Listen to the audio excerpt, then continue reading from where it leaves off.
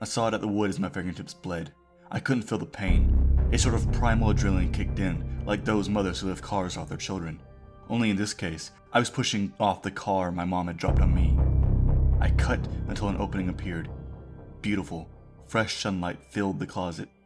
All my aches and nausea scattered like birds. I was one step away from freedom. As I reached through and twisted the lock, I heard my mom from the kitchen. It was a single scream, and then footsteps. By the time she grabbed my hand, the door was already unlocked. With my remaining strength, I twisted the doorknob and pushed. I collapsed into the hallway and fell on my back. It was incredible to lie down. Exhaustion filled my aches. All I wanted was for this to stop, for Mom to love me again. I looked up at her, desperate to show her that it was me, her son. But she wouldn't look at me. I somehow made it back to my feet.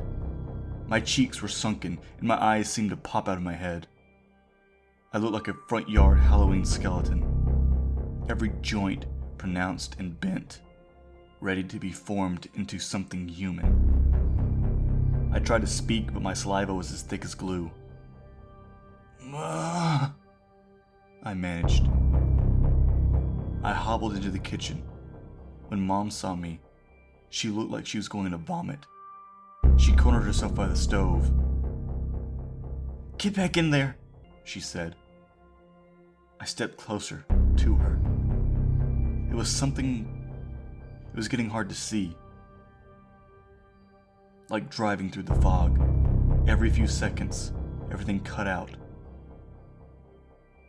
My chest was filled with the irresistible urge to sleep.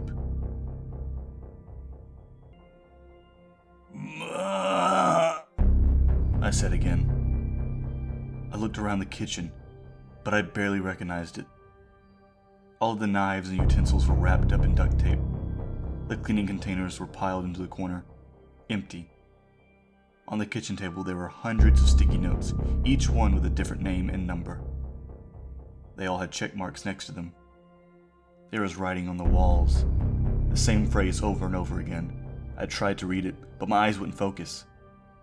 I just needed to get close to her. "Please, is me," I said. "Stay back," she screamed. I was a few steps away from her now. I reached out. She screamed louder. The sound hurt my brain.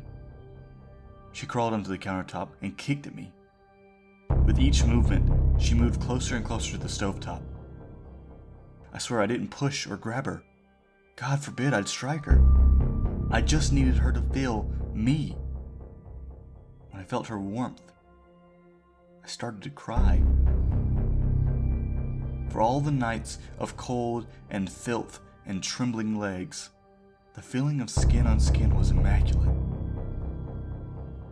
But the good feeling didn't last long. Her legs kept kicking, swinging along the dials of the stove. Her waist was completely on top of the burners now. When I heard the sound, I knew exactly what it was. She didn't hear it. She was lost in her crying. "Mom." I tried. I grabbed her arm, but she kicked me. I fell back, my shoulder slamming into the kitchen island. I got back to my feet, and I went for the dial. I couldn't reach it though. Next thing I remember, I was looking up. The room was filled with a bright light. The edges of my vision were blurred, like a dream trying to come to life. The sound my mom made was beyond human. They were screams from another dimension. Her pain was deep as the ocean, and I could feel it in my own body. She flailed and fought for the surface, but she sank deeper into that unimaginable dark, where skin curled from heat and eyeballs exploded in their sockets.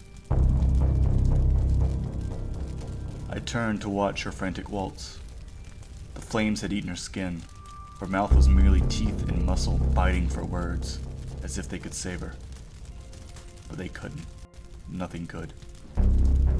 She did a few laps around the kitchen, and then collapsed into the hallway. The fire climbed the walls. I watched the flames without emotion. It was like walking into a theater halfway through the movie. I could see, but I didn't understand. The dark feeling came back. In a moment, I was asleep again. The next time I woke up, I managed to get to my feet. Instinctually, I went to the sink and turned on the faucet. I drank like an animal. The water filled me with the purest joy. My thoughts were reforming, my muscles singing, my glue mouth turning back into spit. But that happiness was short-lived. As my senses came back, I could smell again. It reminded me of the first days of autumn, when your windows are open and the neighborhood is alive with fire pits. Mom and I used to love that part of the year. The air was crisp, and the fires filled every room with a bittersweet, charred flavor. I turned to the source of the smell. The object was half hidden in the hallway. All I saw were what looked to be 2 burnt logs. Slowly, I remembered Mom and the kicking in the stovetop. But just as easily, I could forget those details. My brain was too tired. The dead body was just another thing. When you spend so long in darkness, your brain can lose the ability to feel. Feelings come from light, from rest, from the taste of the fresh air. Those luxuries were dead to me. I smelled a campfire. I tasted charred wallpaper. All I saw my mom's burnt corpse was a series of atoms crudely arranged in the improper shape. I wasn't interested in any more pain. I was only interested in answers. I walked to the kitchen table and looked at the post-it notes she left. There were names and numbers for every kind of business under the sun. Next to each number, she wrote the name of a crime. Starvation, poisoning, stabbing, shooting, hanging, blunt force trauma, drowning, etc. She had checked off nearly 100 crimes and the businesses who, she assumed, would know something about them. But more than any other business, there was one. Psychics. Mom had called nearly 24 psychics. I looked up at the walls. Now I could see the messages she had written. She repeated it over and over, covering every inch of space with her penciled markings. The person you love most will hurt you in unforgivable ways. The person you love most will hurt you in unforgivable ways. Over and over again. I thought back to the last conversation we had. I heard the drunk voices in the background, begging for shots. I listened to the distant sounds of marching bands trailing up Bourbon Street. Mom yelled through the noise.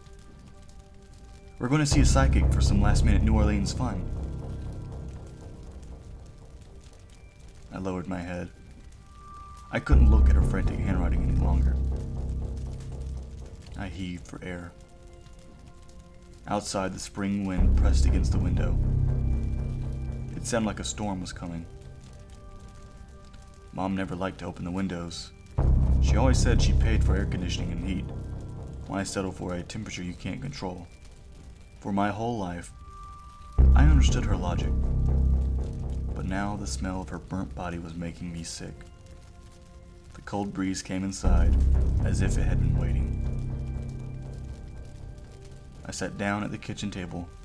The familiar darkness was comforting. I tried not to think. Instead, I listened to the hiss of the wind. I felt its ice-cold hands wrap around me. I wanted to bathe in that feeling. Wind meant the earth was still turning, that time was still moving. I didn't want to close the windows and pretend I was stronger than the wind. If I didn't know it then, I knew it now. There were certain forces too powerful to control.